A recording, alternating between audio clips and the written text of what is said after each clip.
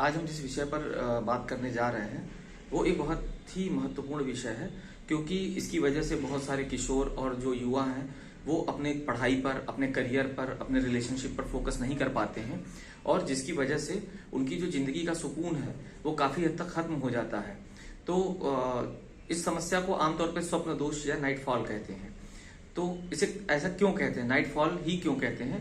क्योंकि कई बार ऐसा होता है कि जो युवा साथी हैं हमारे, वो अब सुबह उठते हैं तो उनको अपने अंडर गारमेंट्स पर एक चिपचिपा सा पदार्थ दिखाई देता है जो आमतौर पर जो उनका पेनिस है उससे जो है रात में आया रहता है, इसलिए इसको नाइट फॉल या स्वप्न दोष कहते हैं।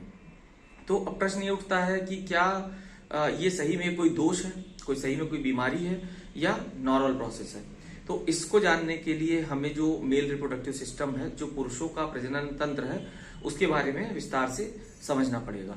तो आमतौर पर हमने नोटिस किया होगा, सबने नोटिस किया होगा कि किशोरावस्था जो 13, 14, 15 साल में आमतौर पर शुरू होती है, उसमें लड़कों के शरीर में कई तरह के परिवर्तन दिखाई देते हैं, जैसे दाढ़ी मूंछ का उगना, बगल के बाल आना और इसी तरीके से आवाज का भारीपन होना। तो ये कई सारे चीजें उस समय शुरू होती हैं। तो उसी समय जो टेस्टिस होते हैं वहां पर एक प्रोसेस शुरू होती है जिसका नाम स्पर्मेटोजेनेसिस है, जो वीर्य को बनाती है।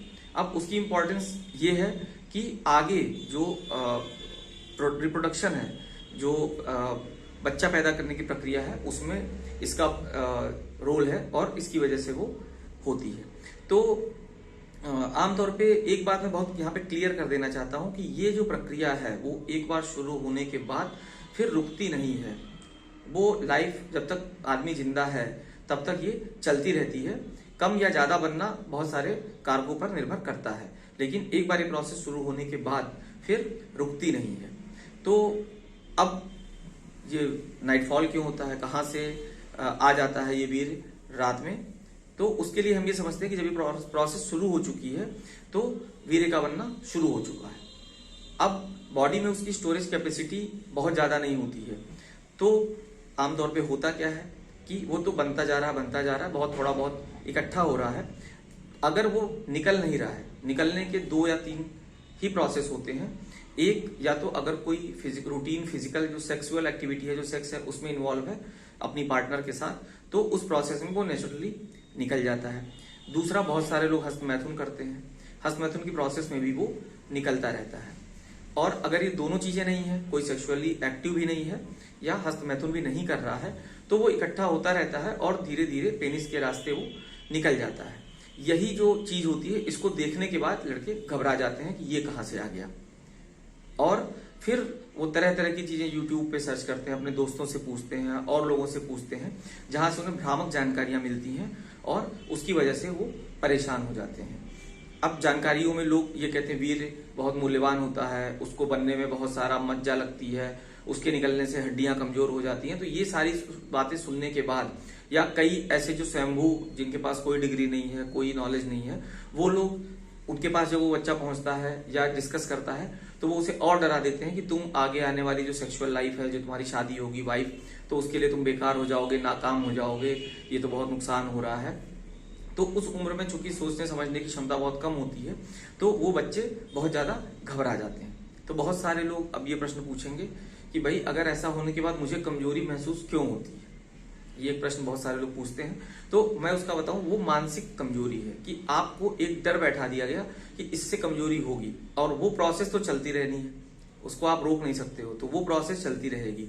तो नाइटफॉल होता रहेगा अनटिल अनलेस, जब तक कि आप या तो हस्तमैथुन से वो बाहर निकल रहा हो या कोई सेक्स में इन्वॉल्व हो। तो आमतौर पर आज की डेट में किसी की भी शादी 20, 22, 25 साल से पहले तो नहीं ही होती है। तो ये चीज होती रहती है और उसके मन में जो भ्रामक जानकारियां भर दी गई हैं कि इससे शरीर कमजोर होता है, इससे हड्डियां कमजोर होती हैं, तो इस डर से ऑटोमेटिक उसकी भूख, नींद, जो सुकून है, चैन है, वो चला जाएगा। तो उससे उसको कमजोरी लगने लगेगी और फिर उसको विश्वास हो जाएगा कि अच्छा, ये नाइटफॉल हो रहा था, इस वजह से ही मुझे कमजोरी हो रही है। तो ये एक साइकिल सी बन जाती है जो एक दूसरे को बढ़ाती रहती है। तो ये बहुत ही अच्छे से समझ लेने लायक बात है, जो भी युवा लोग इसको देख रहे हैं या जो लोग भी इसके लिए बहुत ज्यादा चिंतित रहते हैं, कि एक नॉर्मल प्रोसेस है और जो निकलने के तरीके हैं वो 2 या 3 तरीके ही हैं। तो अगर उनमें से किसी न किसी तरीके से तो वीर निकलेगा ही, क्योंकि अगर बनना बंद हो जाए तो मेरे हिसाब से तो वो ज्यादा बड़ी समस्या है।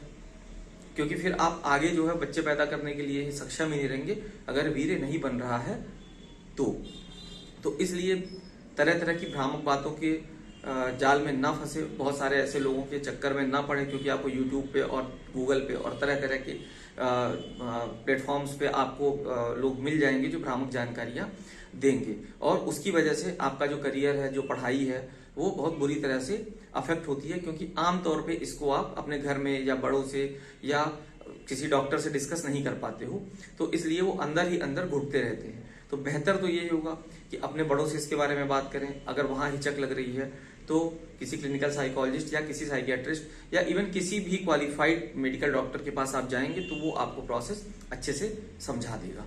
धन्यवाद।